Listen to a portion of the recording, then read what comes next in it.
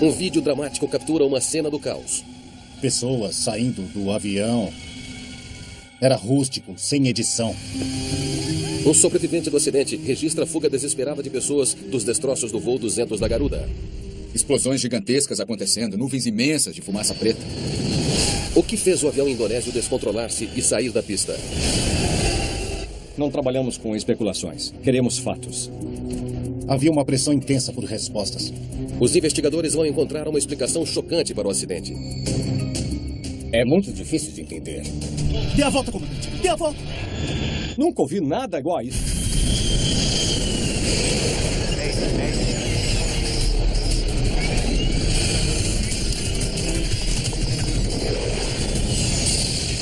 Acidentes aéreos.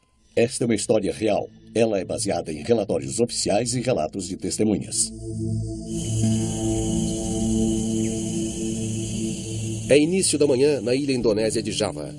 Foco fatal.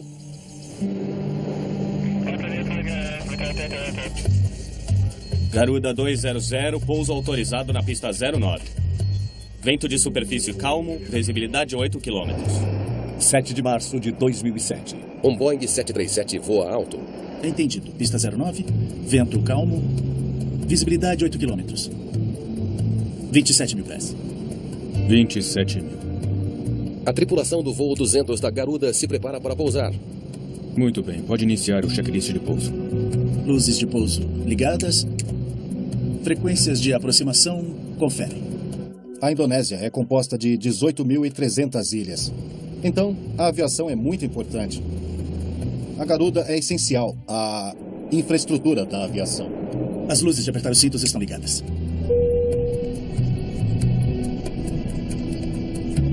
Há 133 passageiros no avião. Eles se aproximam do fim de um voo curto da capital indonésia, Jakarta, 500 quilômetros a sudeste da cidade de Yogyakarta. A maioria dos passageiros é da Indonésia, mas também há um grupo de jornalistas australianos. Eles estão cobrindo uma visita do ministro do exterior da Austrália que viaja em outro avião.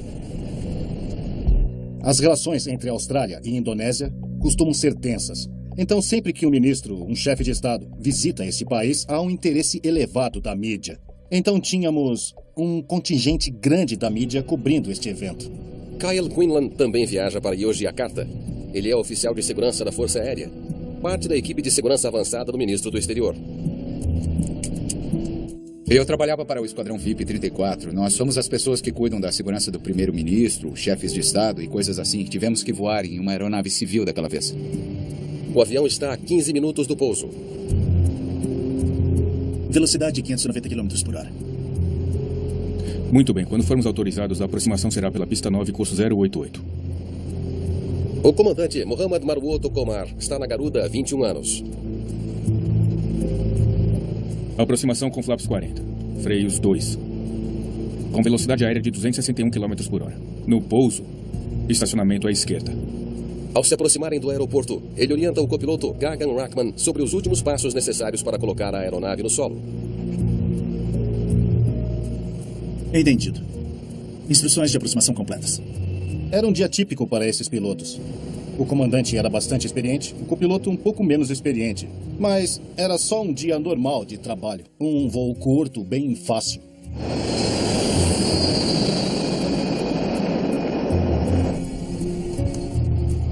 Chega de relaxar, é hora de voltar ao trabalho. Sim, senhor. Não tem coisa melhor. Para Quinlan, o voo foi uma pausa numa programação agitada. Tínhamos acabado de sair de um turno de 16 horas na noite anterior. Dormimos cerca de 3 horas. Então, era tratar de relaxar e aproveitar esse tempo antes de pousarmos e voltarmos a trabalhar.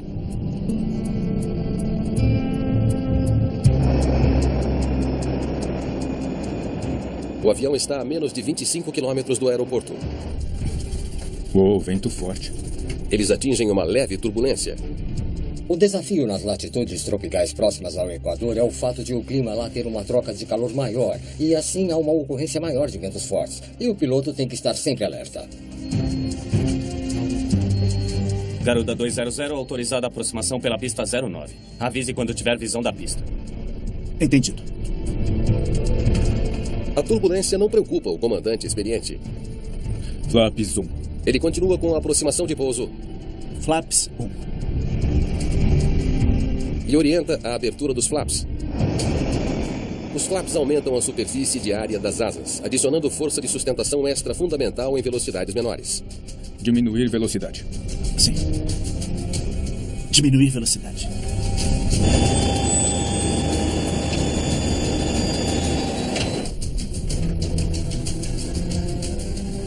Eles estão agora a menos de 1 quilômetro da pista. Flaps 15. Você tem responsabilidade de cuidar de um avião enorme e colocá-lo numa velocidade aérea baixa com configuração ideal nos flaps e trem de pouso, etc. E aí você está vulnerável. Conforme o avião desce, Quinlan começa a ficar preocupado. Seu treinamento da Força Aérea diz que algo não está certo. Quando você viaja sempre de avião, começa a ter a noção dos arredores. E quando estávamos descendo, ao olhar pela janela, eu pensei... Não deveríamos estar a essa altura com essa velocidade. Algo está errado, não? Pouso autorizado, 3 km. Quinlan continua com a mesma sensação. O avião está descendo rápido demais. Quando eu percebi que algo muito ruim iria acontecer, eu virei para o meu chefe e disse... Nós vamos cair. Está bem.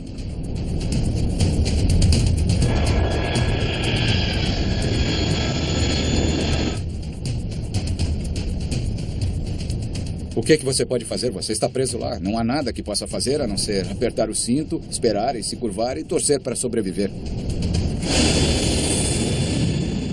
Suba, muito baixo. Terreno, suba. Oh, dê a volta, comandante. Dê a volta. Terreno, suba. Terreno, suba. Terreno.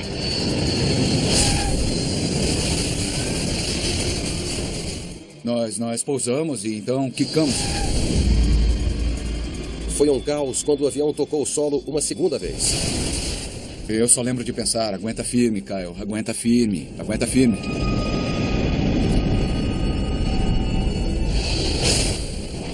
E então um terceiro impacto, e o avião não para.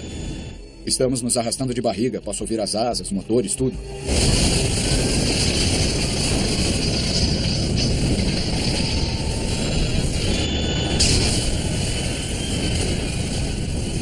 Então, provavelmente, foi o maior impacto que eu já sofri na vida, quando atingimos uma barragem.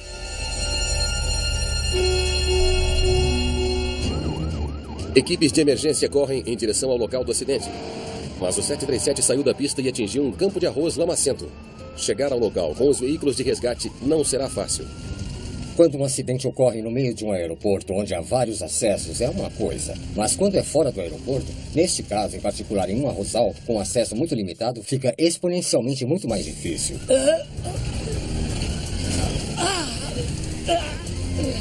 Muitos passageiros estão gravemente feridos e o fogo se espalha rápido. Kyle Quinlan percebe que não há tempo para esperar pelo resgate. Quando paramos, eu ainda podia me movimentar e ver tantas pessoas feridas e que não podiam fazer nada. E eu precisava fazer alguma coisa e ajudar essas pessoas.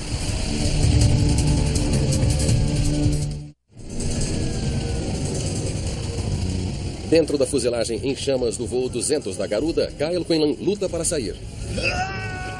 O fogo bloqueia as saídas mais próximas. O avião todo está em chamas e as chamas e o calor vinham do lado direito da aeronave. Se os tanques de combustível pegarem fogo, o avião pode explodir, mas os bombeiros não conseguem se aproximar do acidente. Sempre que se tem a possibilidade de combustível, é preciso conter esse fogo no local imediatamente, pois as chamas chegam a 1000 graus Celsius. E aí temos uma situação fatal. Me ajuda aqui com isso! Quinlan ainda não consegue sair.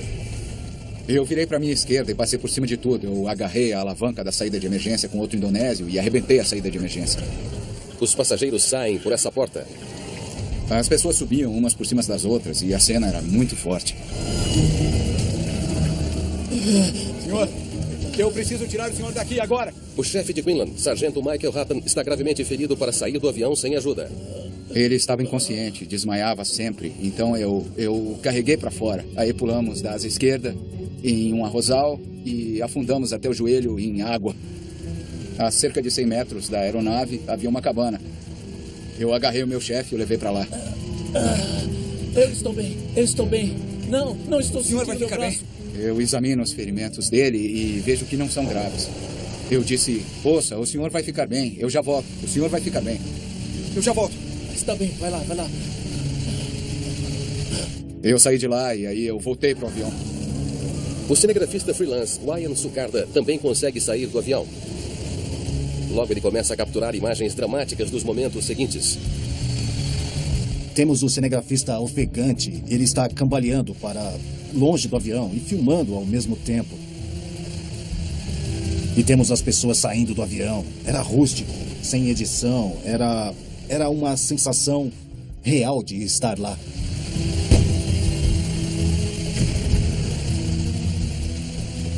O fogo e a intensidade eram gigantescos, sabe? Eram explosões imensas acontecendo, colunas enormes de fumaça preta. Como a aeronave estava queimando, era fenomenal. Eu nunca tinha visto nada igual. Novamente a bordo do avião, Quinlan ajuda mais passageiros a escapar de uma fuselagem que rapidamente se torna um inferno.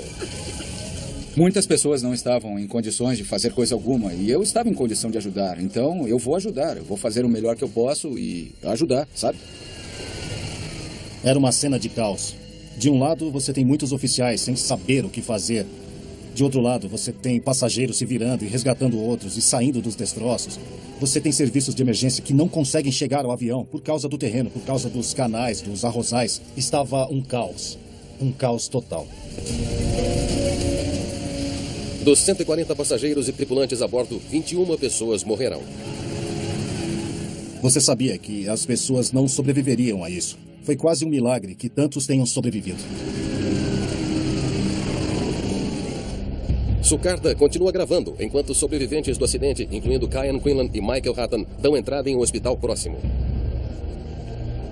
Força Aérea Australiana! Força Aérea! Todas aquelas macas e aqueles corpos no chão foi um choque enorme para mim ver tantas pessoas feridas. Em questão de horas, o filme dramático de Sucarda é transmitido no mundo todo. A resposta pública ao filme foi impressionante. Milhões e milhões de acessos no YouTube. Emissoras de televisão no mundo todo pegaram o filme, que era repetido continuamente durante dias após o acidente. No local do acidente, investigadores do Comitê Nacional de Segurança dos Transportes, ou NTSC, encaram a tarefa árdua de decifrar o que deu errado. Fragmentos da aeronave estão espalhados ao longo de toda a trajetória fatal do avião, da pista até onde ele parou, no arrozal. Uma aeronave é basicamente uma casca de ovo em alumínio. Ela é extremamente forte quando usada da maneira para a qual foi projetada. Mas se ela derrapa de uma pista em alta velocidade, ela não permanece inteira. Alan Stray, da Agência Australiana de Segurança no Transporte, se junta à investigação. O que vocês têm até agora? Me conte aí. Temos que determinar onde ele tocou o solo, se havia qualquer marca na pista, se quicou, se derrapou, quais são as características na pista que possam nos ajudar a descrever o que aconteceu na hora do acidente. Vamos colocar toda a equipe na pista 9. Stray sabe que os parentes dos mortos já exigem respostas. Como havia muitos estrangeiros nesse voo, alguns dos quais morreram, havia uma pressão intensa por respostas. Investigadores procuram pistas para explicar por que o voo 200 da Garuda quicou na pista e se acidentou. Parece que bateram muito forte. Eles descobrem sulcos e fragmentos do trem de pouso na pista, sinais claros de que o avião bateu com uma força incomum. A roda de pouso do nariz, quebrada, indicava uma força G muito forte nesse impacto.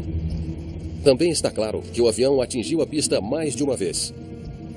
Mais marcas de derrapagem aqui. A ideia de caminhar pela pista é estabelecer uma sequência de eventos. O primeiro impacto foi aqui. E ter o cuidado de não alterar nenhuma evidência muito frágil. Então, 1, 2, 3. Depois termina no fim da pista. Havia muitos questionamentos para tentar estabelecer o motivo de a aeronave ter quicado. Espere um instante. O local da primeira marca de derrapagem dá uma pista importante aos investigadores. A que distância estamos do limite da pista? 860 metros? Mas só tem mais um terço de pista. A aeronave tocou a pista depois do que deveria. A distância da aterrissagem até o limite levantou sérios questionamentos na mente dos investigadores. Então, o avião demorou para pousar, bateu forte e quicou. Quero o máximo de dados sobre o tempo que conseguimos. Estávamos ansiosos para estabelecer se foi a condição climática, um vento ou uma corrente de ar descendente, um vento a favor forte. Stray suspeita que ventos cruzados possam explicar o que ele vê. Assim e assim. Ventos cruzados podem causar correntes ascendentes e descendentes violentas, impossíveis de um avião atravessar. Perto do solo pode ser fatal. Principalmente numa era de mudança climática, temos cada vez mais ventos intensos, rajadas de vento, ventos ascendentes, coisas dessa natureza e às vezes micro-rajadas. Investigadores checam com os controladores de voo para descobrir as condições meteorológicas que os pilotos enfrentavam ao descerem para o aeroporto. Aqui, dá uma olhada. Os ventos de superfície estavam calmos. Os dados de tempo mostram que havia ventos fortes em altitudes elevadas. Mas os ventos perto da pista estavam calmos. Não havia sinal de ventos descendentes que pudessem forçar o avião ao solo. Aquele vento afilou-se e houve tempo suficiente para a tripulação colocar a aeronave numa aproximação estabilizada aos 300 metros. A polícia indonésia inicia uma investigação criminal sobre o acidente. Eles convocam o comandante para depor. Para os investigadores do acidente, a manobra teve consequências infelizes. Eu não tenho mais nada a dizer. Sinto muito. Em casos onde a investigação se torna criminal, e particularmente quando isso acontece logo, se tivermos policiais envolvidos ou advogados envolvidos, seguimos todos os procedimentos. Isso pode intimidar as pessoas e pode fazer com que não colaborem efetivamente com investigadores. Com a tripulação do voo sob suspeita de crime e relutante em falar, os investigadores devem procurar outras pistas. Acessar os dados das caixas pretas ou gravadores de voo é agora a prioridade máxima. Os investigadores rapidamente as recuperam dos destroços e as enviam para análise. Muito bem. Vamos levá-la ao laboratório. Os gravadores de voo são de importância vital. É importante tirar o máximo de informação deles. Informações iniciais que possam direcionar a investigação. Sem esses dados, estamos perdidos. Enquanto isso, os investigadores focam a atenção no local do acidente. Cada detalhe é uma pista possível. O que eu quero saber é por que eles não pararam no final da pista. No início, a investigação estava preocupada com o ponto de aterrissagem e a distância que restava na pista. Esse é o mapa da pista? Eles querem saber se, depois de demorar para pousar, o avião simplesmente não teve pista suficiente para parar com segurança. Mesmo com 3 ou 5 quilômetros de pista, você tem um pedaço de concreto finito para pousar um avião. Ele tocou o solo aqui, a 860 metros do limite. Isso lhe dá só mais 1.300 metros para parar. A pista em Yogyakarta é menor do que as pistas em muitos outros aeroportos internacionais. Mas mesmo que os pilotos tenham tocado o solo tarde, Stray calcula que eles ainda tinham espaço suficiente para parar o avião. Eles tinham pista mais do que suficiente. O comprimento da pista era totalmente adequada para um Boeing 737 pousar. Precisamos saber por que esse avião não diminuiu quando estava no solo. Eu quero analisar melhor tudo. Eles começam uma análise minuciosa dos sistemas mecânicos principais do 737, principalmente aqueles destinados a ajudar o avião a diminuir a velocidade e parar nos pousos, freios, spoilers e reversores de empuxo. Foi uma falha mecânica? Observando o desempenho da aeronave, era fisicamente possível a aeronave parar? A análise cuidadosa dos sistemas mecânicos do avião fornece uma possibilidade de progresso. Acho que temos algo aqui.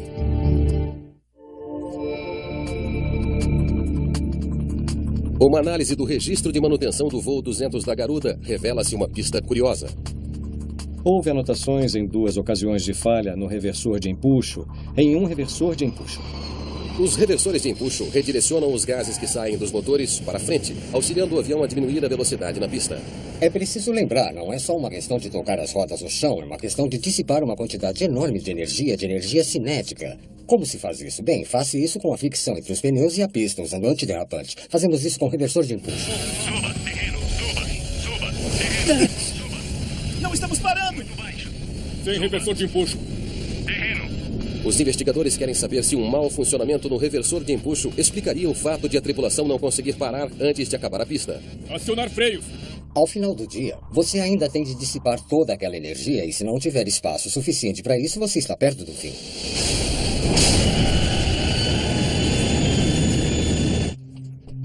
Mas é outro beco sem saída. Segundo os registros da manutenção, o reversor de empuxo com defeito foi reparado antes do voo 200 decolar. Parece que consertaram.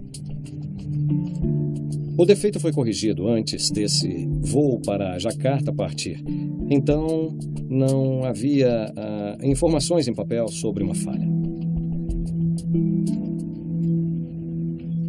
Os investigadores precisarão de outra pista. Não lidamos com especulação. Queremos fatos. Os fatos até agora são limitados. O 737 caiu em um campo de arroz depois de bater no chão a quase um terço da pista. A pergunta é, por quê? O avião foi configurado corretamente? Talvez houvesse algo errado com os flaps das asas que os pilotos usam no pouso. O sistema de flap de um jato moderno como um 737 gera uma força de sustentação maior. E isso significa que podemos nos aproximar ou decolar de um aeroporto com uma velocidade muito menor e mais segura. A equipe examina as barras mecânicas ou macacos de rosca que movimentam os flaps. Temos de observar o ajuste do flap. Qual é o ajuste de flap que podemos estabelecer pelos destroços? Medimos a extensão do macaco de rosca para estabelecer qual era o ajuste de flap. O que descobrem é surpreendente. Não parece que os flaps estavam estendidos. Os macacos de rosca mostram um ajuste de flap de apenas 5 graus, não o suficiente para um pouso seguro. Não podíamos acreditar que a aeronave pousaria com apenas 5 graus. Para fornecer força de sustentação suficiente no pouso, os flaps de um 737 geralmente são estendidos passo a passo do 0 até 40 graus, conforme o avião diminui e desce em direção à pista. É difícil calcular o grau dos sistemas de flap em um jato moderno. Os investigadores não têm certeza de como os flaps foram parar com apenas 5 graus. O mecanismo de flap foi danificado no acidente e pode ter se movimentado com o impacto. Para se ter certeza de como os flaps estavam ajustados, eles têm de saber o que estava nos gravadores de voo. Precisamos dos dados das caixas pretas. Alguns dados são difíceis de entender. Os técnicos australianos não conseguiram baixar a gravação de voz da cabine. Foi uma decepção imensa. Se você não tem acesso à caixa preta por qualquer motivo que seja, então é muito difícil entender o que aconteceu na cabine. Ansiosos para ouvir o que está no dispositivo, os investigadores mandam as caixas pretas ao fabricante norte-americano, na esperança de que peritos possam recuperar a gravação. Foram tomadas providências para entregar a gravação à fábrica para que os dados pudessem ser baixados. Os investigadores do acidente têm mais sorte com a segunda caixa preta, o gravador dos dados do voo. Eles conseguiram baixar todas as informações armazenadas. Conseguimos obter as informações sobre ajustes de flap, velocidade na aproximação, posicionamento do reversor de empuxo, dinâmica da abordagem e pouso propriamente dito. Os dados revelam que o 737 estava se aproximando para o pouso rápido demais. Suba, terreno, suba. O voo 200 atinge o solo a mais de 400 km por hora, mais de 160 km acima do normal. Não estamos parando! É uma velocidade ridícula para se aproximar de um aeroporto com a intenção de pousar. A velocidade do avião no impacto é tão alta que ele quica 2 vezes antes de se arrastar até o arrozal. A velocidade da aeronave no final curto e na aterrissagem era tão excessiva que não tinha como parar. Mas por que os pilotos tocam a pista a uma velocidade terrivelmente alta? Puxe os dados dos flaps, por favor. Aí está. Os flaps foram ajustados em 5 graus. Nunca mais do que 5 graus. Os dados confirmam o que o macaco de rosca sugeriu aos investigadores. Os flaps nas asas do voo 200 estavam em uma posição estranha, uma que nunca é usada durante o pouso. Não é procedimento operacional pousar com flaps em 5, a menos que haja um flap emperrado e que não possa ser estendido. Os investigadores ficam com uma possibilidade alarmante de que o avião caiu porque os pilotos tocaram o solo sem realizar um dos passos mais importantes e necessário para qualquer pouso. Ouvir que um avião sofreu um acidente por ultrapassar a pista e que tinha um ajuste de flap de apenas 5 num 737 é muito perturbador. Por que a tripulação não ajustou os flaps corretamente continua uma questão preocupante. Enquanto isso, os relatos da mídia desgastam a confiança na Garuda Indonesia Airways. O acidente afetou negativamente a reputação da Garuda, mas eles tiveram outros problemas no passado. Em 2002, o voo 421 da Garuda foi forçado a pousar em um riacho depois que ambos os motores falharam. Em 1997, o voo 152 da Garuda bateu em um barranco, matando todas as 234 pessoas a bordo. O registro da Garuda nesse estágio era uma série de acidentes e incidentes, com um grande número de pessoas perdendo a vida. Depois desse último desastre, a Garuda é impedida de pousar em qualquer aeroporto na União Europeia. O destino da Companhia Aérea Nacional da Indonésia pode estar em jogo se os investigadores não conseguirem descobrir o que deu errado a bordo do voo 200 da Garuda. Finalmente. Depois de um processo meticuloso de recuperação de dados, os investigadores podem finalmente ouvir a gravação de voz na cabine do voo 200 da Garuda. Felizmente, os especialistas de gravação no laboratório são obstinados e não desistem facilmente.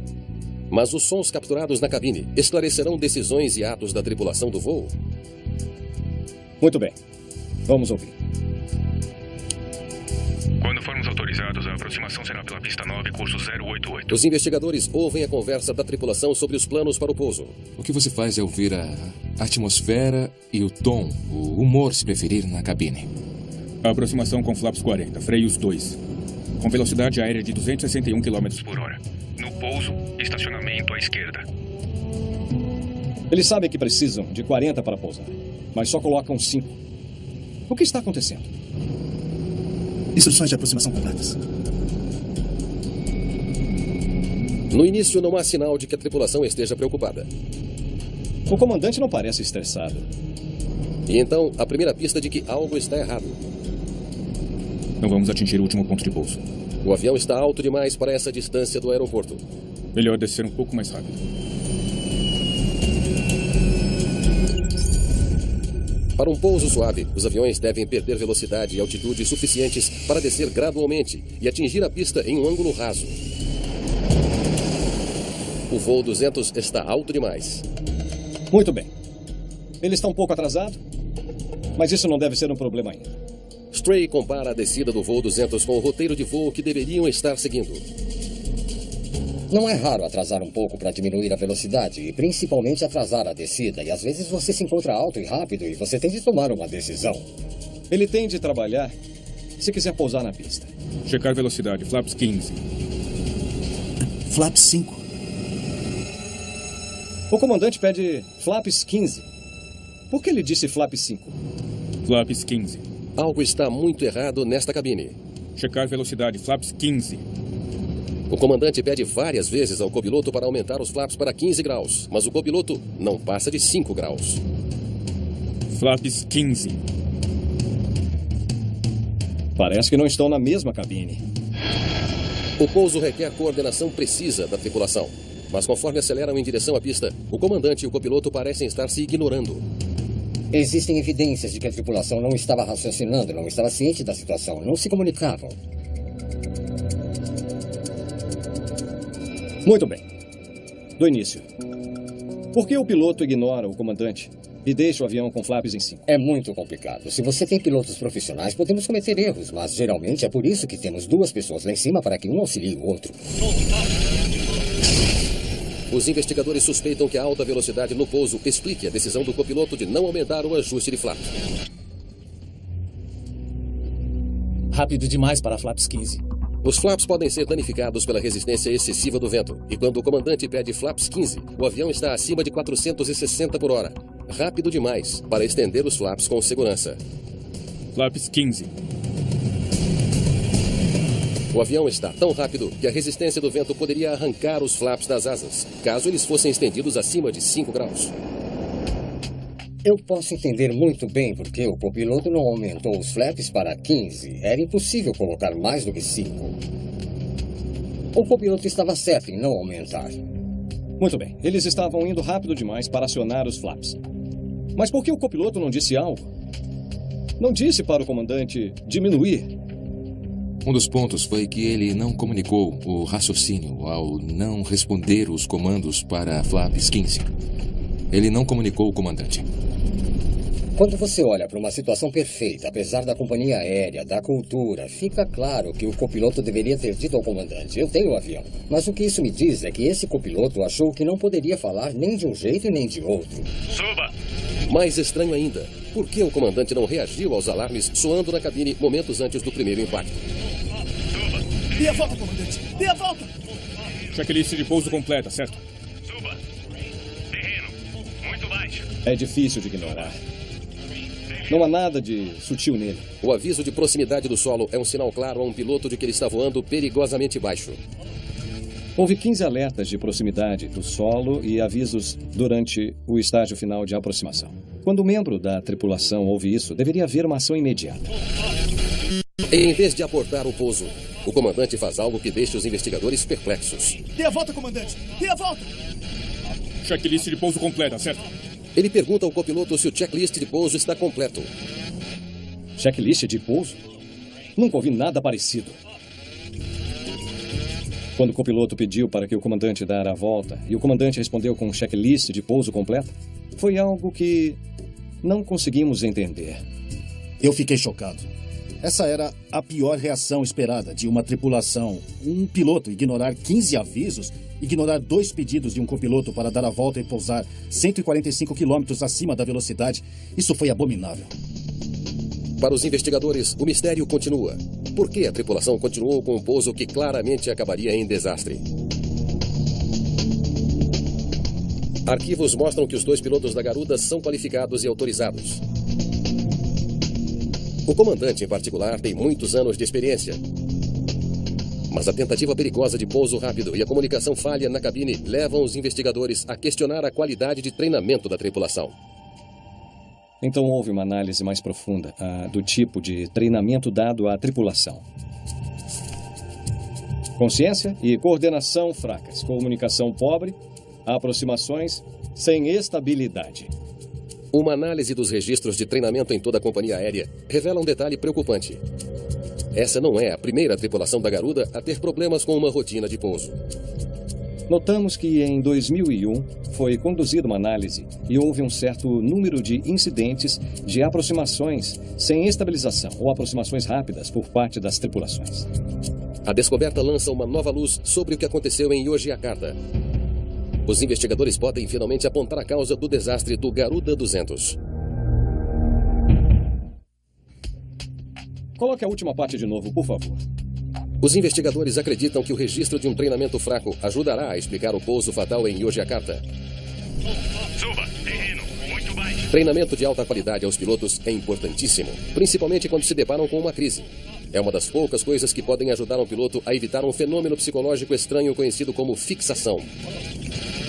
Fixação é quando nós ficamos focados em completar uma tarefa até a exclusão de outras coisas que possam estar acontecendo à nossa volta. Quando vemos pessoas ignorarem todos os avisos e sistemas e campainhas e velocidade aérea e todo o resto, você tem pessoas fixadas. Nada penetra esse sujeito. Os investigadores desenvolvem a teoria de que o comandante estava tão obcecado em descer à altitude adequada que não notou a velocidade. E até quando os alarmes soaram, ele falhou em perceber que o avião corria grande perigo. É difícil imaginar como alguém poderia chegar a esse ponto, mas temos muitas falhas, e parte da falha no caso de um piloto fixado numa pista é que ele pode ignorar o resto do aviso do sistema de aviso de proximidade do solo e tudo mais. O treinamento ajuda a combater a fixação, reforçando o procedimento padrão com o objetivo de garantir que os pilotos sejam capazes de quebrar o encanto e assimilar a informação necessária. Suba, muito baixo. Dê a volta, comandante! Dê a volta! Muito baixo. Dê a volta! Checklist de pouso completa, certo? Um treinamento melhor também poderia ter ajudado o copiloto a superar a relutância de corrigir o erro do comandante. Sem dúvida, se o comandante não respondesse ao copiloto, que é o que ele deveria ter feito imediatamente ao ouvir o alerta sonoro, o copiloto deveria ter dito: deixa comigo, e feito exatamente isso.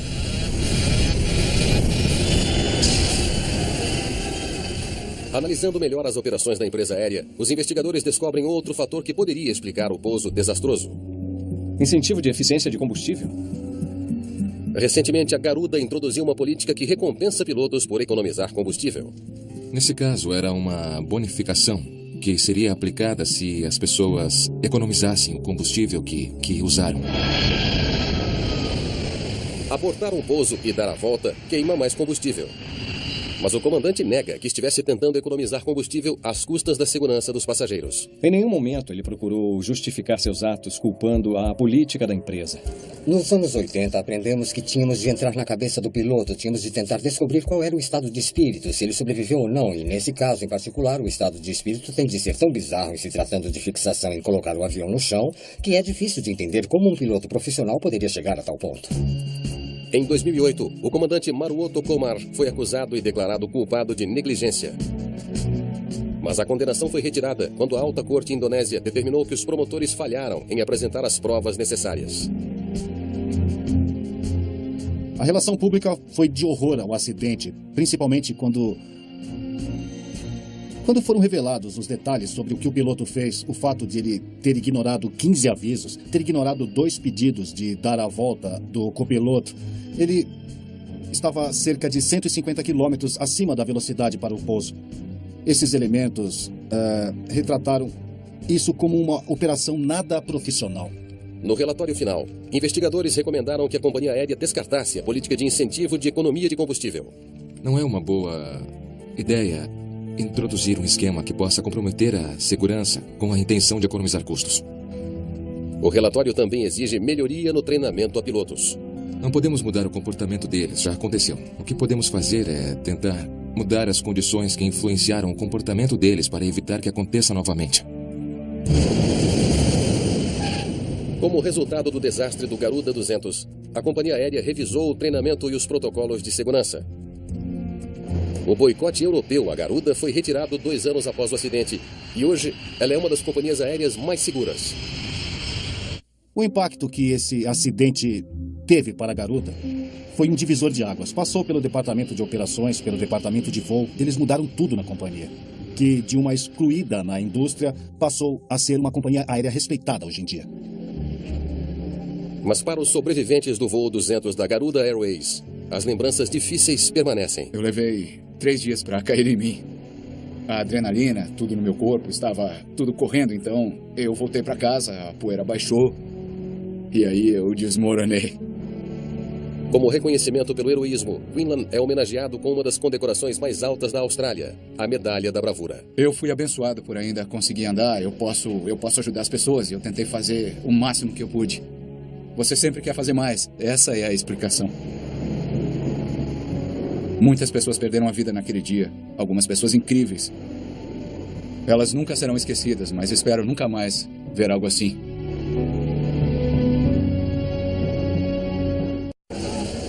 Um vídeo dramático captura uma cena do caos.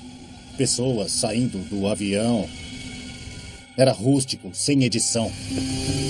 Um sobrevivente do acidente registra a fuga desesperada de pessoas dos destroços do voo 200 da Garuda. Explosões gigantescas acontecendo, nuvens imensas de fumaça preta. O que fez o avião indonésio descontrolar-se e sair da pista? Não trabalhamos com especulações. Queremos fatos. Havia uma pressão intensa por respostas. Os investigadores vão encontrar uma explicação chocante para o acidente. É muito difícil de entender. Dê a volta, comandante! Dê a volta! Nunca ouvi nada igual a isso.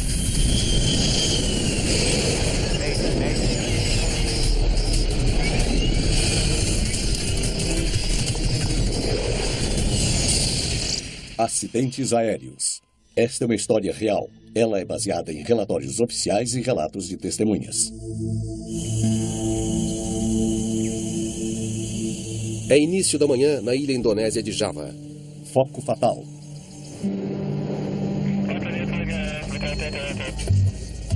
Garuda 200, pouso autorizado na pista 09. Vento de superfície calmo, visibilidade 8 km. 7 de março de 2007. Um Boeing. Eles estão agora a menos de 1 quilômetro da pista. Flaps 15.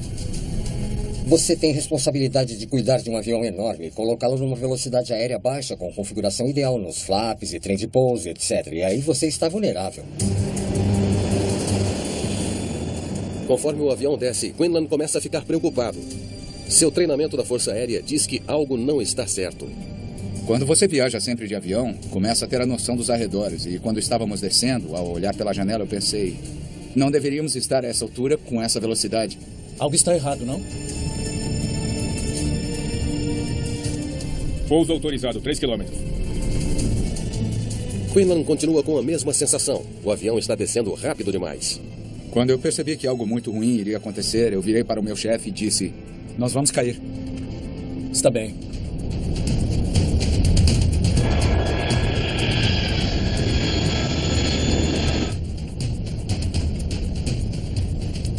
O que você pode fazer? Você está preso lá. Não há nada que possa fazer a não ser apertar o cinto, esperar e se curvar e torcer para sobreviver.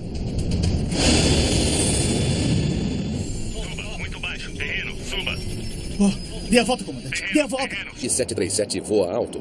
Entendido. Pista 09, vento calmo, visibilidade 8 km. 27 mil pés. 27 mil. A tripulação do voo 200 da Garuda se prepara para pousar. Muito bem, pode iniciar o checklist de pouso. Luzes de pouso ligadas. Frequências de aproximação conferem. A Indonésia é composta de 18.300 ilhas. Então, a aviação é muito importante. A Garuda é essencial à infraestrutura da aviação. As luzes de apertar os cintos estão ligadas.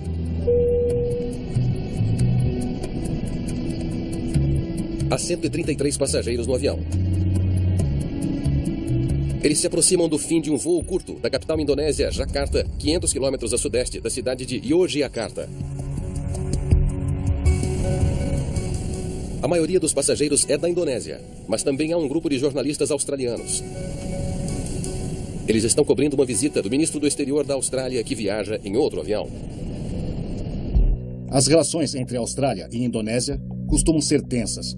Então, sempre que um ministro, um chefe de Estado, visita esse país, há um interesse elevado da mídia. Então, tínhamos um contingente grande da mídia cobrindo este evento. Kyle Quinlan. Para Quinlan, o voo foi uma pausa numa programação agitada.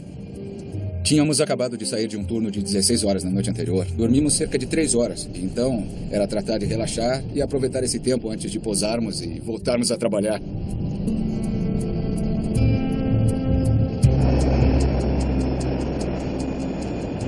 O avião está a menos de 25 quilômetros do aeroporto. Uou, vento forte. Eles atingem uma leve turbulência. O desafio nas latitudes tropicais próximas ao Equador é o fato de o clima lá ter uma troca de calor maior e assim há uma ocorrência maior de ventos fortes. E o piloto tem que estar sempre alerta. Garuda 200, autorizada a aproximação pela pista 09. Avise quando tiver visão da pista. Entendido. A turbulência não preocupa o comandante experiente. Flaps 1. Ele continua com a aproximação de pouso. Flaps 1. E orienta a abertura dos flaps. Os flaps aumentam a superfície de área das asas, adicionando força de sustentação extra fundamental em velocidades menores. Diminuir velocidade. Sim. Diminuir velocidade.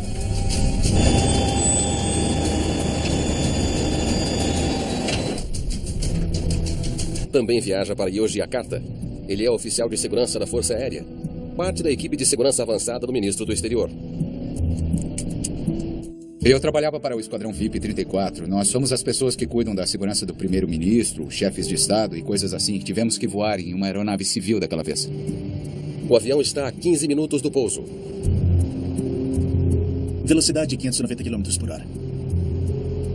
Muito bem, quando formos autorizados, a aproximação será pela pista 9, curso 088. O comandante Mohammad Marwoto Komar está na Garuda há 21 anos. Aproximação com flaps 40. Freios 2. Com velocidade aérea de 261 km por hora. No pouso, estacionamento à esquerda. Ao se aproximarem do aeroporto, ele orienta o copiloto Gagan Rahman sobre os últimos passos necessários para colocar a aeronave no solo. Entendido. Instruções de aproximação completas. Era um dia típico para esses pilotos. O comandante era bastante experiente, o copiloto um pouco menos experiente. Mas era só um dia normal de trabalho. Um voo curto, bem fácil.